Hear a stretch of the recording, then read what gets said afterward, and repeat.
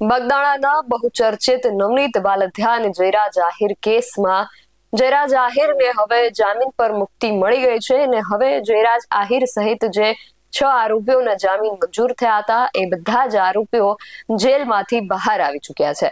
શું છે સમગ્ર વિગત જાણીએ આ અહેવાલમાં। જય હિન્દ। BS9 TV ન્યૂઝ પર આપની સાથે હું છું નિધિ ગઢવી। 29મી ડિસેમ્બર 2025ની રાત્રે બગદાણાની અંદર નવનીત બાલધ્યા નામના વ્યક્તિ ઉપર એક જીવલેણ હુમલો થાય છે।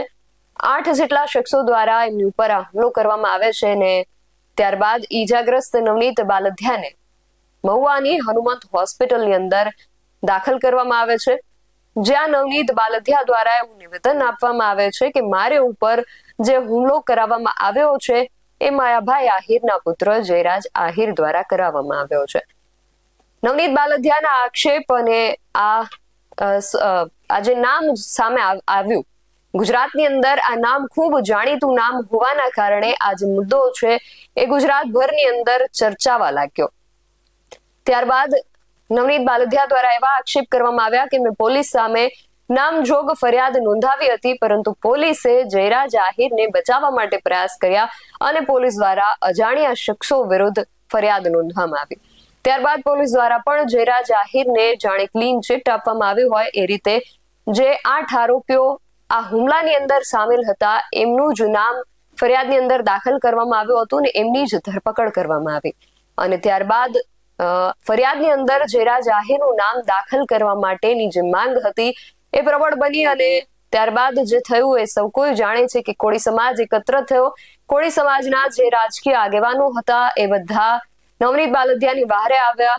સરકારમાં આ વિષયને લઈને રજૂઆતો થઈ, SITની ટીમની રચના થઈ। અગાઉ પોલીસ દ્વારા જે 8 આરોપીઓને પકડવામાં આવ્યા હતા એ બાદ SIT દ્વારા એક બાદ એક 6 જેટલા આરોપીઓની ધરપકડ કરવામાં આવી અને આ 6 આરોપીઓમાંના એક એટલે માયાભાઈ આહિરના પુત્ર જયરાજ આહિર, આ પહેલા 8 અને ત્યારબાદ જે 6 આરોપીઓ પકડાયા હતા એ બધા જ ભાવનગરની જેલની અંદર બંધ હતા। એમાંથી અગાઉ જે 8 આરોપીઓ પકડાયા હતા એમના દ્વારા જામીન અરજી કોર્ટમાં મૂકવામાં આવી હતી અને કોર્ટ દ્વારા એ 8 આરોપીઓની જામીન અરજી મંજૂર કરવામાં આવી હતી। એટલે એ 8 જે આરોપીઓ હતા એ લોકો અગાઉ જ આ જે કેસ છે એમાં જેલ મુક્ત થઈ ગયા હતા અને હવે ગઈકાલે જયરાજ આહિર અને એમની સાથે જે અન્ય 6 આરોપીઓ જેલની અંદર બંધ હતા એમના દ્વારા જામીન અરજી કરવામાં આવી હતી, જેના પર સુનાવણી કોર્ટ દ્વારા આજે કરવામાં આવી। જે કોર્ટનો નિર્ણય છે એ આજે આવ્યો અને કોર્ટ દ્વારા જામીન અરજી જે છે એ ગ્રાહ્ય રાખવામાં આવી અને જયરાજ આહિર સહિત જેટલાય 6 આરોપીઓ હતા એમને જામીન ઉપર મુક્ત કરવામાં આવ્યા છે।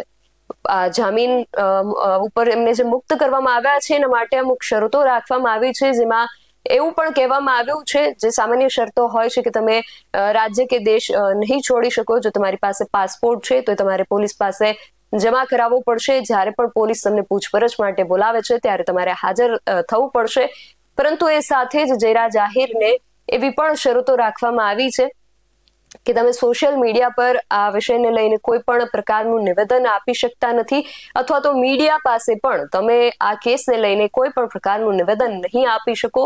આ પ્રકારની શરતો જે છે એ જામીન માટે રાખવામાં આવી છે અને આ શરતોને આધીન જામીન જે છે એ જયરાજ આહિરને આપવામાં આવ્યા છે અને હવે જયરાજ આહિર સહિત આ જે આરોપીઓ છે એ જેલ મુક્ત થયા છે।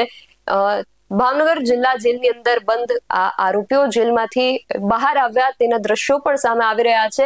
આ દ્રશ્યો પર એક નજર કરીએ।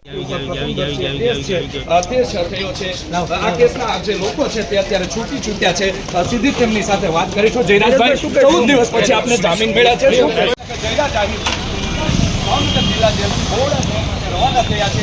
થોડીક કલાકોમાં તેઓ બગુડા પર પહોંચી શકે છે અને ત્યાં પણ તેઓ દર્શન મેળવી શકે છે।